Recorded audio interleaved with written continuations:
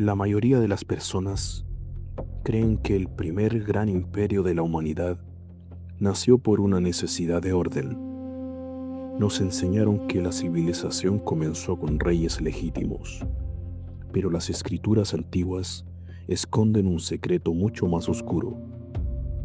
Mucho antes de los faraones, antes de Nabucodonosor, existió un hombre, el primer titán de la historia postdiluviana. Alguien que la Biblia describe con una frase que, si la traduces correctamente desde el hebreo original, te pondrá los pelos de punta. Génesis 10 lo llama el primer poderoso en la tierra. Pero, ¿y si te dijera que esa expresión no era un elogio, sino la crónica del primer golpe de estado contra el Creador? Hoy vamos a hacer exégesis pura. Vamos a desenterrar quién fue realmente Nimrod, por qué su nombre era un verbo de rebelión y cómo su sombra sigue operando en el mundo actual. Quédate hasta el final, porque cuando descubras lo que realmente significaba cazador en contra de Yahvé, entenderás por qué el imperio de Babilonia nunca llegó a su fin, solo cambió de nombre. Para entender a Nimrod, tenemos que despojarnos de las tradiciones infantiles y mirar el texto hebreo. Génesis 10:8 dice: y Cus engendró a Nimrod, quien llegó a ser el primer poderoso en la tierra. Hoy te invito a mirar la raíz de las palabras. El nombre Nimrod proviene del verbo marad, que significa literalmente rebelémonos. No era un nombre de nacimiento, era un manifiesto, era una declaración de guerra. El texto nos dice que era hijo de Cus, nieto de Cam. Estamos hablando de la tercera generación después del diluvio. La tierra aún estaba húmeda por el juicio divino y la humanidad ya estaba planeando su venganza. Aquí aparece la palabra clave, Gibor. La Reina Valera lo traduce como poderoso, pero en el contexto del Antiguo Testamento, Gibor a menudo se asocia con los Nefilim, los gigantes de la antigüedad, seres de una fuerza desmedida y tiranos violentos. Nimrod no solo era fuerte, el texto sagrado implica que él se hizo a sí mismo un Gibor, cambió su naturaleza. ¿Cómo lo hizo? Aquí es donde la historia se vuelve perturbadora. Génesis 10:9 añade: él fue vigoroso cazador delante de Jehová, por lo cual se dice, así como Nimrod, vigoroso cazador delante de Jehová. Cualquiera leería esto y pensaría, un hábil cazador de venados o leones. Error de traducción y de contexto cultural. En el antiguo Oriente Próximo, los reyes se autodenominaban cazadores, no de animales, sino de hombres. Nimrod era un cazador de almas humanas, un conquistador que subyugaba pueblos mediante el miedo y la fuerza bruta. Pero la clave exegética está en la frase delante de Jehová. En hebreo, la expresión es Lifnei Yahvé. Una traducción más precisa y cruda de Lifnei en este contexto negativo es en la cara de o en abierta oposición a. Nimrod no cazaba bajo la bendición de Dios, cazaba desafiando el rostro de Dios. Era un provocador cósmico.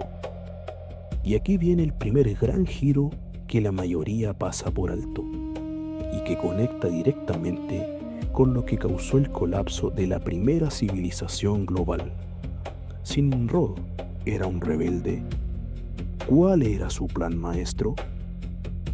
El versículo 10 nos da la ubicación geográfica de su reino, y fue el comienzo de su imperio, Babel, Erec, Akkad y Calne, en la tierra de Sinar. Aquí nace el concepto espiritual y político de Babilonia. Dios le había dicho a Noé y a sus hijos: multiplicaos y llenad la tierra. Dios quería descentralización, diversidad y libertad. Nimrod propuso exactamente lo contrario: centralización, urbanización masiva y control total. Él le dijo a la humanidad: no nos dispersemos, hagámonos un nombre. Nimrod introduce en la historia humana 3 sistemas de control que persisten hasta hoy en día. Número 1. El Estado autocrático. Él se convierte en el primer rey. Antes de él, el único rey era el creador. Número 2. La religión institucionalizada. Él se posiciona como el mediador entre el cielo y la tierra. En otras palabras, el rey sacerdote. Número 3. La economía centralizada. Al amurallar las ciudades, controlaba el alimento y el comercio. Él construyó la Torre de Babel, no para llegar al cielo, porque fueran tontos y creyeran que el cielo físico estaba allí, sino para construir un Ziggurat, un portal, un centro de adoración astrológica y pagana para declarar la independencia de la humanidad respecto a Dios. Nimrod fue el prototipo de anticristo bíblico, un unificador global basado en la rebelión. La exégesis histórica nos muestra que Dios tuvo que descender y confundir las lenguas no por miedo a los ladrillos de Babel, sino porque la humanidad, bajo el yugo mental de Nimrod, estaba perdiendo su libertad. Estaban atrapados en la primera Matrix de la historia. Las tradiciones extrabíblicas, como el libro de Jasher, narran que la muerte de Nimrod fue violenta, cortada de raíz para frenar su tiranía. Pero, aunque el hombre murió, el espíritu de Nimrod, ese deseo de centralizar el poder, de controlar el pensamiento global y de cazar el alma humana a través de entretenimiento, política y miedo, sigue operando en los imperios modernos.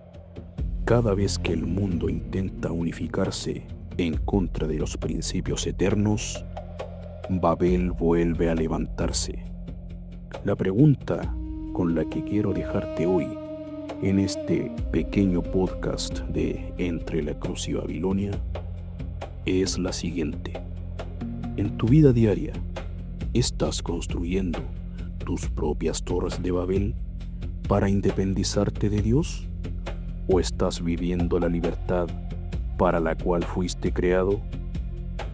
Si este análisis te abrió los ojos, dale un me gusta a este video, suscríbete al canal para no perderte nuestras próximas cápsulas de teología profunda y déjame en los comentarios, ¿crees que estemos viviendo en una versión moderna del imperio de Nimrod? Te leo. Nos vemos en la próxima entrega de Entre la Cruz y Babilonia.